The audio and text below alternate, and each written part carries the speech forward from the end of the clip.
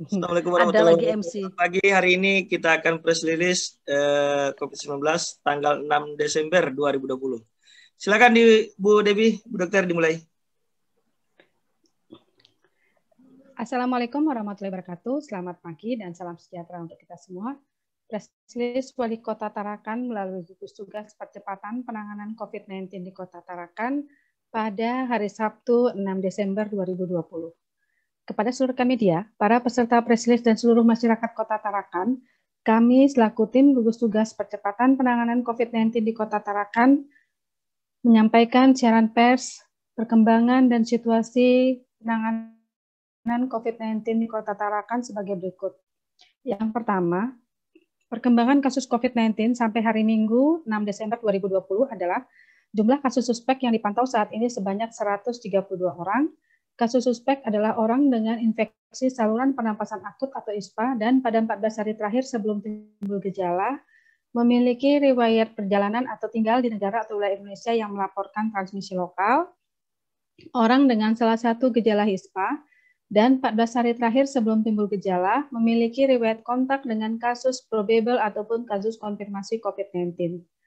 Orang dengan ISPA berat atau pneumonia berat yang membutuhkan perawatan di rumah sakit dan tidak ada penyebab lain berdasarkan gambaran klinis yang meyakinkan. Jumlah seluruh kontak erat yang saat ini sedang dipantau sebanyak 1.367 orang.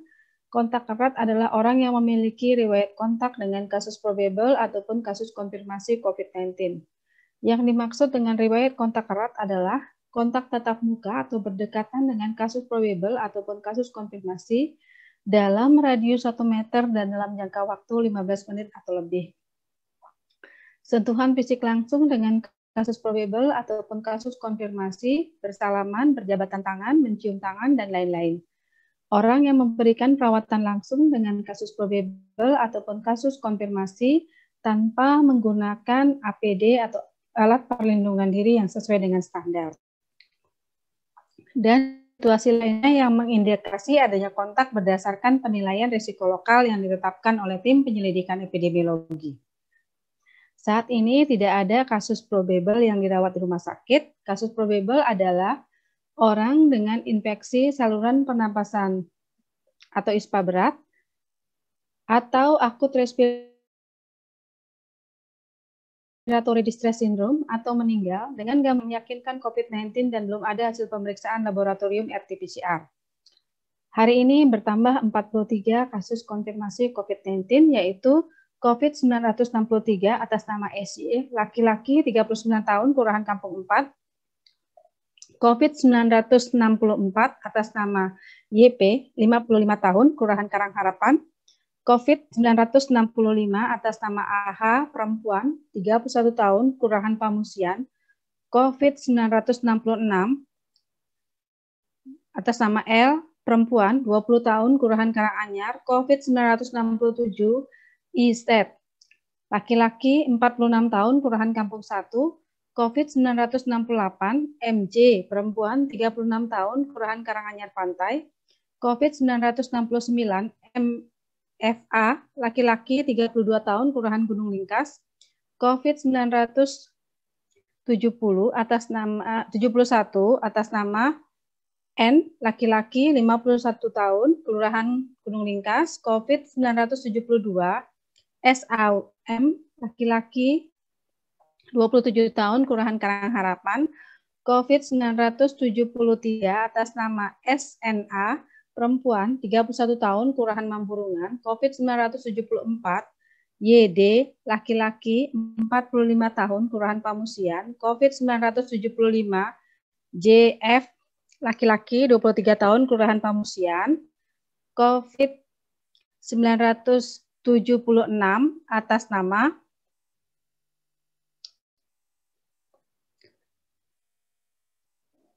COVID-976 atas nama MED, laki-laki 31 tahun, Kelurahan Kampung 1. COVID-977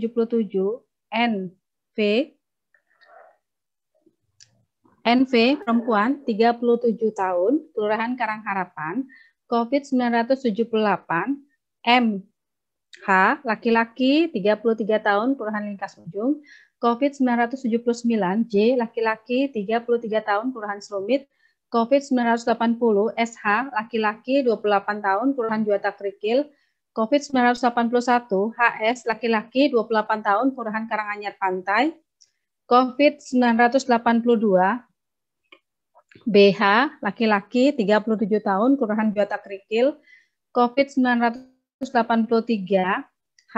Laki-laki 37 tahun, Kelurahan Selumit, COVID 984. FR. Laki-laki 25 tahun, Kelurahan Karanganyar, COVID 985.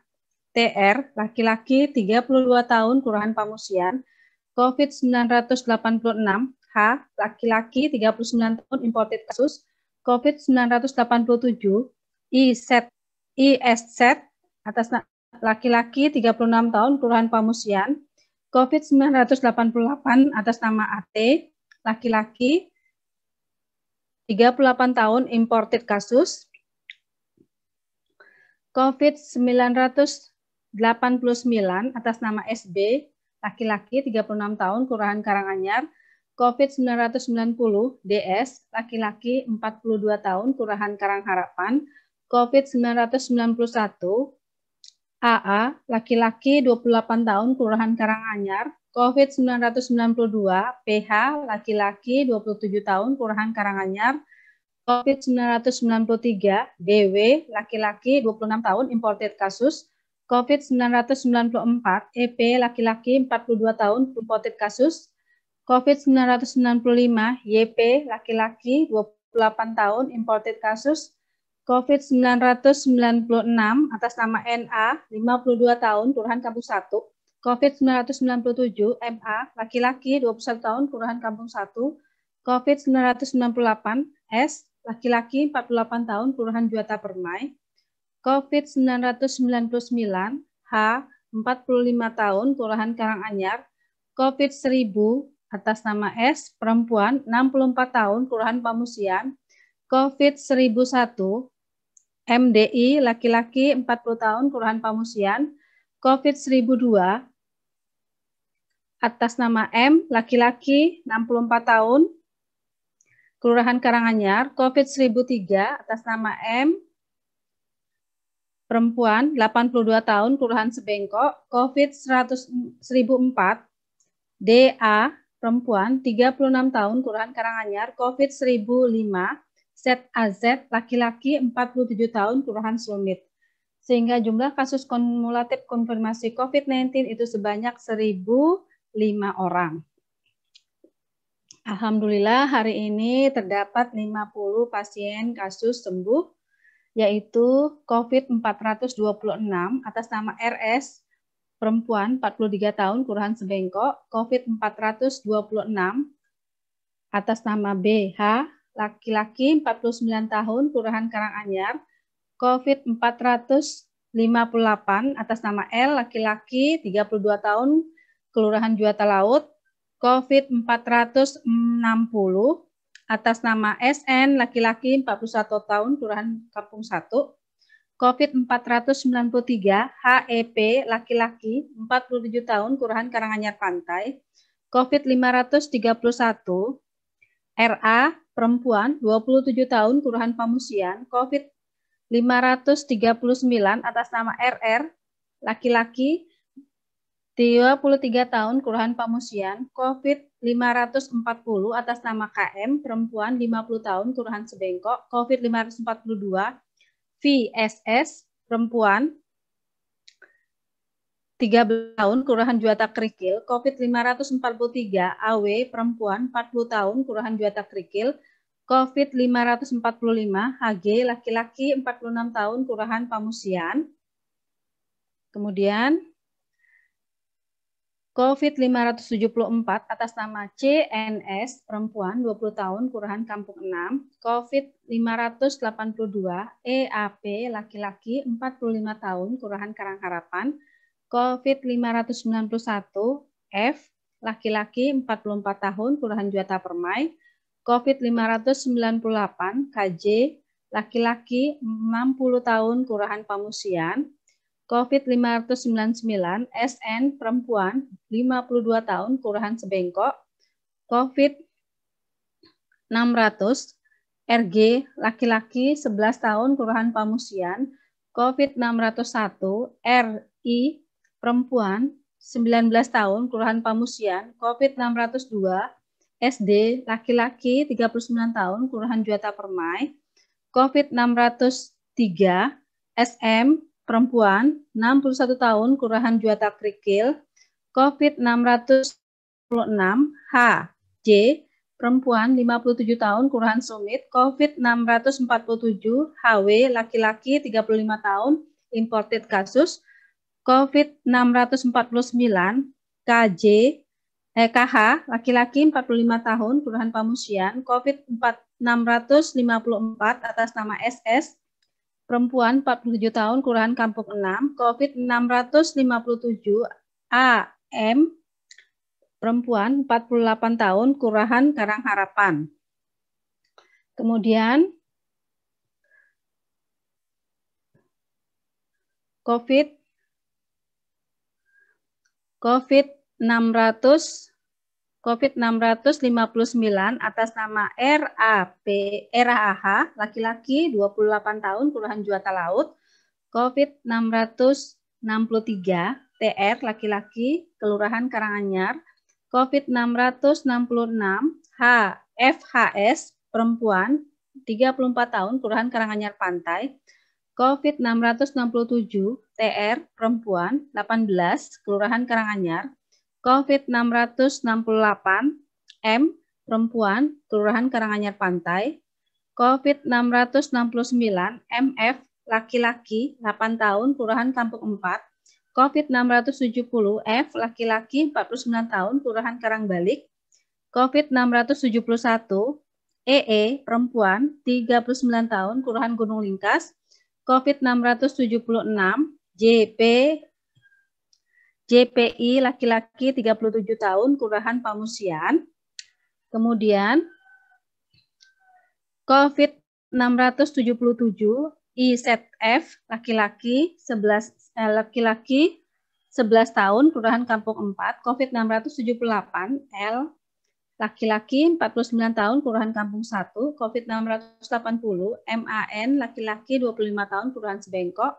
COVID 681 HM perempuan 42 tahun, Kelurahan Kampung 6. COVID 685 S perempuan 62 tahun, Kelurahan Karanganyar. COVID 689 TR laki-laki 51 tahun, Kelurahan Kampung 1. COVID 703 HG laki-laki 30 tahun, Kelurahan Pamusian. Kemudian COVID 704 IN laki-laki 30 tahun, Kelurahan Kampung 1. COVID 711 NH perempuan 64 tahun, Kelurahan Karanganyar. COVID 727 ER laki-laki 25 tahun, imported kasus. COVID 741 BT laki-laki 33 tahun, Kelurahan Mamburungan. COVID 744 DAB laki-laki 38 tahun, Kelurahan Karanganyar. COVID 780 AA laki-laki 53 tahun, Kelurahan Pamusian. COVID 815 DN laki-laki 39 tahun, Kelurahan Pamusian. COVID 816 MA laki-laki 47 tahun, Kelurahan Pamusian. COVID 817 IP perempuan 41 tahun, Kelurahan Pamusian. Sehingga jumlah pasien yang dinyatakan sembuh dari COVID-19 itu sebanyak 575 orang. Innalillahi wa inna ilaihi raji'un. Telah meninggal 2 pasien konfirmasi positif, yaitu COVID 718 atas nama Ibu EJ 55 tahun, imported kasus dari Banjarmasin. Kemudian COVID 859 atas nama R, Bapak R laki-laki 92 tahun, Kelurahan Pamusian. Sehingga jumlah kasus konfirmasi COVID-19 yang meninggal dunia itu sebanyak 11 orang. Jumlah pasien yang saat ini dalam perawatan dan dilakukan pemantauan itu sebanyak 400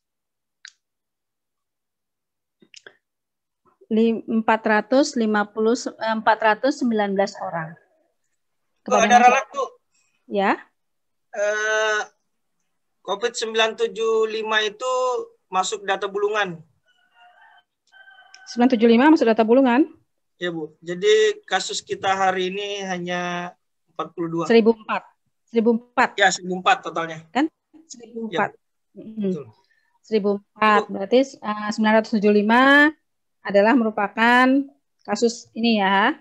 Bukan kasus kita, tapi merupakan penduduk daripada Bulungan. Jadi jumlah pasien yang saat ini dilakukan perawatan COVID berarti 418 orang. 419 ini, Bu.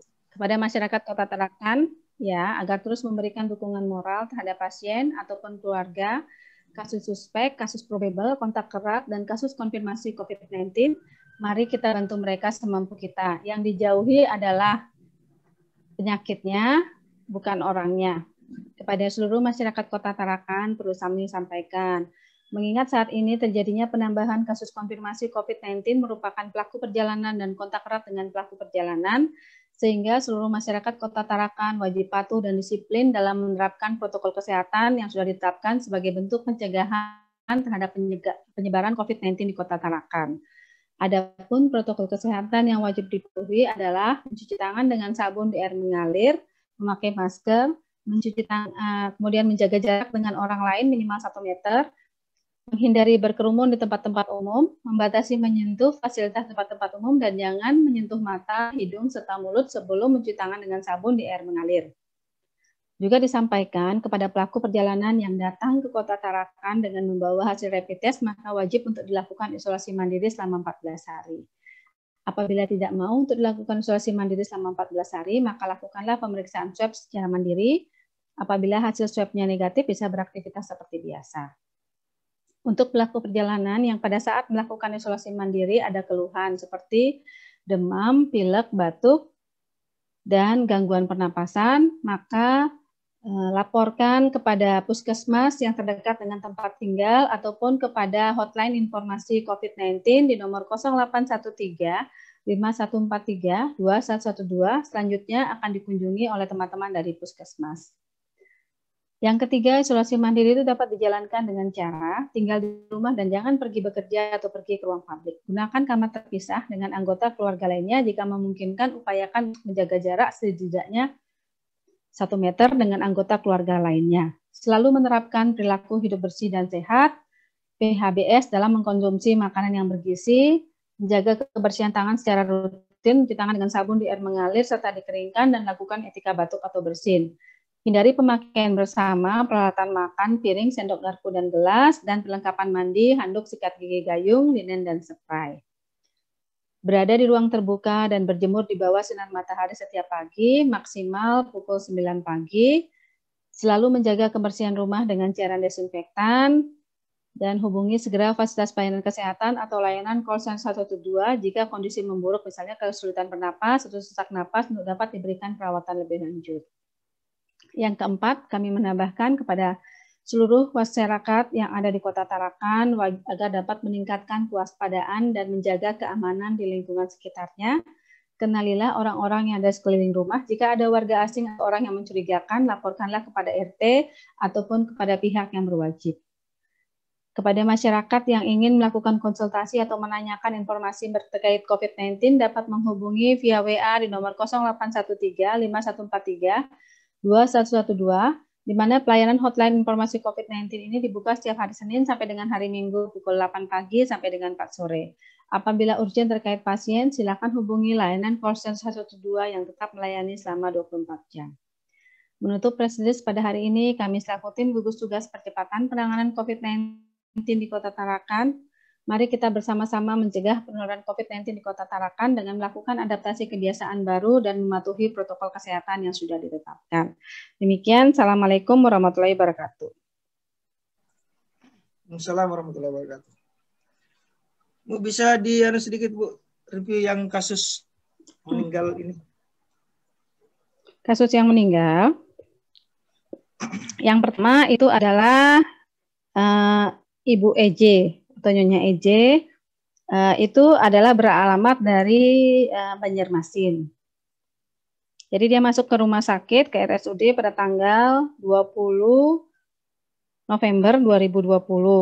Kemudian meninggal pada tanggal 5 Desember 2020. Sudah terkonfirmasi COVID-19. Kemudian yang kedua adalah Tuan R, itu meninggal dirawat itu adalah mulai tanggal 29 bulan 11 2020 dan dinyatakan meninggal tanggal 5 bulan 12 2020 pada pukul 23.15. Itu juga sudah terdiagnosa positif. Jadi itu terjadi karena biasanya terjadi tiba-tiba, terjadi penurunan kesadaran, kemudian juga COVID-19-nya memburuk, jadi akhirnya ibu dan bapak tersebut meninggal seperti itu.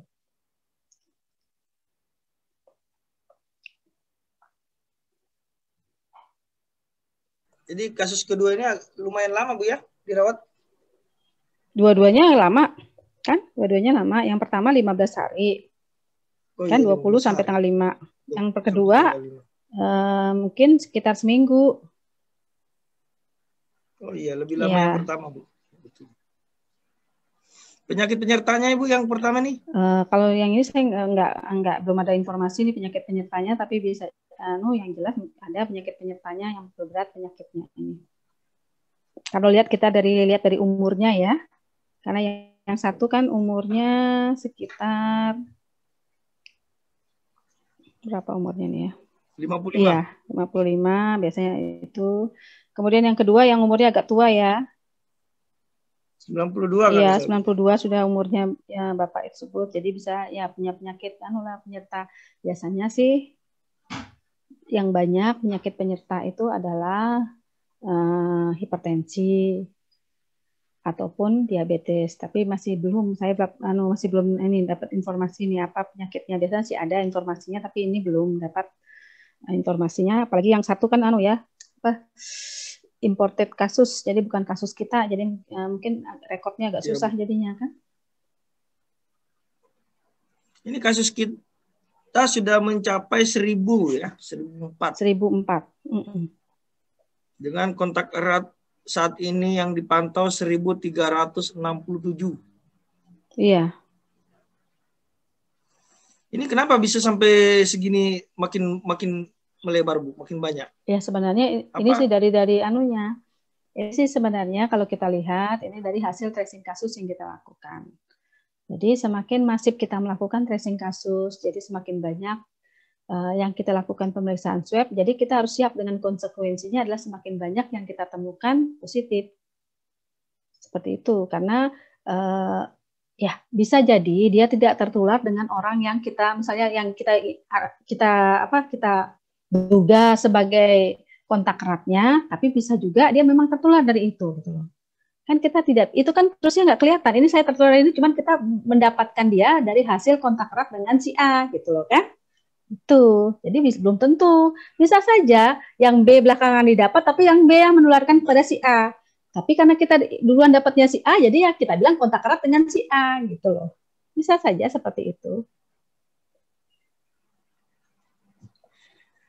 Ya, artinya penyebaran itu masih melebar Bu. Kalau seandainya tadi sudah dengan hasil tracking itu kan sudah putus di situ, ternyata dia masih lompat lagi Bu ke makanya orang berikutnya. Nah sekarang yang pertama adalah mungkin masyarakat sudah melonggarkan. Maksud saya gini, kalau dulu kan orang mungkin takut keluar rumah, tapi sekarang orang sudah pergi keluar rumah, lebih banyak pergi keluar rumah, jadi kontak eratnya semakin banyak. Aktivitas seperti misalnya kegiatan beribadah, kemudian kegiatan-kegiatan pertemuan sudah mulai dilakukan. Jadi itu juga bisa menyebabkan terjadinya itu kontak erat itu. Jadi kita sampai tidak tahu lagi sumbernya yang mana, kan seperti itu. Kan nggak seperti dulu. Dulu waktu kita PSBB kan dibatasi, nggak boleh jalan, nggak boleh keluar, nggak boleh ini, kan banyak pembatasannya. Dan sekarang itu kan tidak dibatasi. Kita ini udah kita sudah kalau bukan dengan kesadaran dari sendiri, sebenarnya kita susah mengawasinya karena jumlah yang diawasi ini cukup banyak. Gitu loh. Banyak yang diawasi, bukan cukup lagi, terlalu banyak yang harus diawasi seperti itu. Jadi kita juga ini ya, maksudnya nggak menutup kemungkinan, kita juga harus petugasnya juga harus berjuang, jangan sampai tertular, kan seperti itu. Terus kemudian dia harus mengawasi masyarakat. Kalau misalnya petugasnya kelelahan, bisa saja dia mudah tertular jadinya kan, karena daya tahan tubuhnya mulai menurun, seperti itu, ya kan? Tuh. Ada lagi video beredar bahwa harus berjemur, terutama kepada tenaga-tenaga medis, jangan sampai, dan tidurnya harus cukup. Bagaimana juga mau tidur yang cukup kalau teman-teman misalnya terlalu banyak yang diawasi, apalagi misalnya. Apa perlu bantuan Bu? Mungkin digerakkan lagi BKW atau apa semacamnya untuk membantu. Nanti kita bicarakan itu lagi dengan ini. Kan saya nggak bisa bilang bahwa ini, tapi yang saya melihat itu sudah banyak. Tapi yang ini masalahnya adalah masalah teknisnya, yang susah yang masalah teknisnya. Berarti kita harus kampanyekan kembali lagi nih, biar sosialisasi masif lagi. Betul. Protokol kesehatan, pakai masker, cuci tangan, jaga jarak. Ya, udah pada lupa kali ini. Iya, betul. Tapi itu sebenarnya kalau kita lihat di berita-berita di TV, dari TV mana? TV One, TV Metro TV, itu semuanya sama saja. Permasalahan di seluruh Indonesia kan sama, bahwa terjadinya peningkatan jumlah kasus yang semakin terlalu cepat, terlalu banyak, lebih banyak daripada yang biasanya terjadi, itu dihadapi oleh di wilayah Indonesia saat ini. Bisa jadi karena masyarakat, ya karena mereka berharap bahwa kan semua dulu bilang, ya kan, dulu loh di awal-awal pandemi itu kan semua bilang, oh Desember selesai, ya kan, ada yang bilang begitu kan. Jadi mereka berharapnya di situ gitu loh, sudah terlalu berharap bahwa itu bisa selesai dan bisa melakukan aktivitas, tapi jangan berharap bahwa bisa melakukan aktivitas seperti semula, tetap dengan mematuhi protokol kesehatan. Jadi jangan lalai, apalagi kita melihat bahwa virus ini sudah semakin semakin kuat semakin ganas ya kalau kita bilang ya, semakin ganas ininya. Jadi tidak mengenal siapa yang orangnya. Apakah itu orang itu dengan gizi yang baik atau orang itu dengan gizi yang kurang baik? Maksudnya ya kan tadi kan makan makanan bergizi, tapi kan ada juga yang dia makan makanan bergizi tapi di satu sisi mungkin dia kurang istirahat. Ya kan? Terus kemudian dia cukup istirahat, tapi mungkin bisa jadi karena perekonomian seperti ini mungkin kurang makanan yang bergizi, mudah juga terkena, kan gitu kan. Jadi semuanya tergantung daripada itulah imunitas yang ada di dalam badannya dia. Jadi bisa saja tertular. Ada juga yang kejadian bahwa kalau kita pikir nggak mungkin lah dia tertular, tapi baru sebentar dia udah tertular kan, maksudnya kontak sebentar sudah tertular dia dengan virus ini, berarti daya tahan tubuhnya memang sudah turun seperti itu. Mungkin dia kecapean, kelelahan. Ya seperti itu, kurang istirahat. Nah, itulah. Makanya kita juga ya tetap maksudnya ya kita sama-sama berjuang untuk bagaimana caranya agar jangan sampai kita dan keluarga tidak tertular dan kita tertular dengan virus COVID ini. Seperti itu jadinya sekarang kan, karena jumlah kasus yang semakin meningkat. Siapa yang bisa membayangkan bahwa kita di akhir tahun 2020 kita akan mempunyai kasus sebanyak 1.000, ya kan? Padahal bulan Maret sampai bulan Juli kita hanya mempunyai kasus 88. Seperberapanya itu? Ya kan? Seperberapanya itu? Maksudnya dari 88 jadi 1.000. Itu sudah seperberapanya sudah terjadi peningkatan kasusnya dalam waktu berapa bulan? Seperti itu. 10 kali lipat, Bu. Iya, makanya. Padahal dari bulan 3, ya kan? Dari bulan 3 sampai bulan 7, itu 88 kasus. Saya sampai ingat 88 kasus, karena memang itu yang terjadi. Kan, yang kita hampir mencapai zona hijau. Karena kita waktu itu ada berapa minggu, hampir 2 minggu. Iya, hampir 2 minggu kita tidak memiliki kasus, kan seperti itu. Habis itu tambah satu, tambah satu kok tambah banyak akhirnya. Sekarang sudah sampai 1.000. Iya, makanya. Ya memang kita tidak menyalahkan, karena kita mengetahui bahwa laut terbuka, ya kan? Ada pendatang. Terus udara juga terbuka. Apalagi ini sekarang udah mau musim mau mendekati Natal dan Tahun Baru. Bisa jadi, libur, ya kan? Orang sudah capek, misalnya nggak bisa pergi kemana-mana, akhirnya orang bepergian. Padahal masih belum ini kan gitu kan, masih banyak yang masih belum aman seperti itu. Tapi ya itulah, orang itu sudah apa ya, sudah bosan, sudah capek. Jadi akhirnya ya itu. Jadi sekarang kita berharap bahwa sekarang semuanya sama, juga menghadapi hal yang sama. Jadi ya sama-sama lah, ya sama-sama capek, ya sama-sama inilah. Pokoknya sekarang berusaha menjaga keluarga dan anunya, diri dan keluarganya jangan sampai tertular. Gitu aja lah sekarang ya, kalau gitu. Jadi dia nggak sampai menularkan sama masyarakat seperti itu. Ada lagi nggak yang mau tanyain, Rusli? Ini apa, klaster perkantoran makin melebarkan sayap kelihatannya, Bu ya? Sebenarnya sih ini kan gini. Kalau kita lihat sebenarnya bukan melebarkan sayap. Inilah yang namanya gunung es, ya kan? Ice fenomena. Jadi yang kelihatan positif itu cuma sedikit, tapi begitu yang lain melakukan swab secara mandiri, bukan berdasarkan hasil tracing loh ya. Bukan berdasarkan hasil tracing, tapi melakukan swab secara mandiri, karena ada ketakutan, ada kekhawatiran, akhirnya benar terbukti bahwa dia positif, seperti itu. Ya kan memang sudah ada karier di dalam badannya dia, cuman dia nggak ada gejala, bisa kan begitu kan? Atau sekarang ini kalau kita lihat, itulah saya bilang fenomena gunung esnya ini sudah semakin kelihatan, sudah muncul esnya, udah ini mencair dia esnya, udah muncul itu banyak kasusnya, gitu loh. Ya kan? Fenomena gunung esnya udah muncul. Jadi itu, terus kita lihat banyak kasus suspek kita temukan, kita lakukan pemeriksaan swab, hasilnya positif. Kalau dulu, ya kan? Kalau dulu yang pasien kita yang pasien yang ini yang meninggal, yang sudah berat gitu kita lihat meninggal itu kita swab negatif. Ya.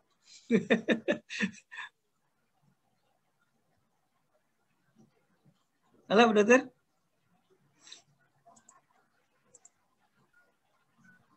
Halo. Itu, ya kan bisa terjadi anunya. Sempat macet tadi, Bu.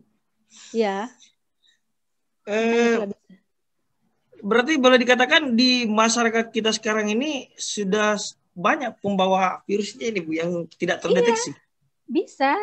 Ini kan virusnya ini udah banyak. Terus kemudian juga orang yang bepergian kan sudah banyak juga. Kan sudah banyak karena sudah terbuka. Kalau dulu kan dibatasi tuh, orang mau berangkat harus ditulis siapa ininya, maksudnya harus. Oh iya, Bu. Ini kan. Oh sekarang penerbangan berapa penerbangan? Ini berarti 5, harus melakukan swab secara berkala nih, Bu ya? Iya. Harus melakukan swab secara berkala, atau kalau takut menghadapi kenyataan lakukan isolasi mandiri. Keluar-keluar iya, betul kan? Loh iyalah. Kalau misalnya ini loh. Tetap disiplin lah, disiplin iya. protokol. Loh, kita disiplin melakukan protokol kesehatan. Maksudnya kita lihat, kita disiplin melakukan protokol kesehatan. Tapi kita mau tidak mau, misalnya kita tugas, kita harus melakukan kegiatan perjalanan dinas. Kita rasanya tidak melakukan kontak atau apa gitu kan, kita sudah mematuhi protokol kesehatan. Pulang, misalnya kita misalnya keluhan sakit misalnya atau enggak, misalnya enggak sakit lah, kita periksa swab, ya harus siap menerima kenyataan. Hasilnya bisa positif atau bisa negatif. Ya. Ya kan? Betul, Bu. Ya itu. Tapi kadang-kadang kan kita banyak, dulu kan kita tawarkan, siapa yang mau swab?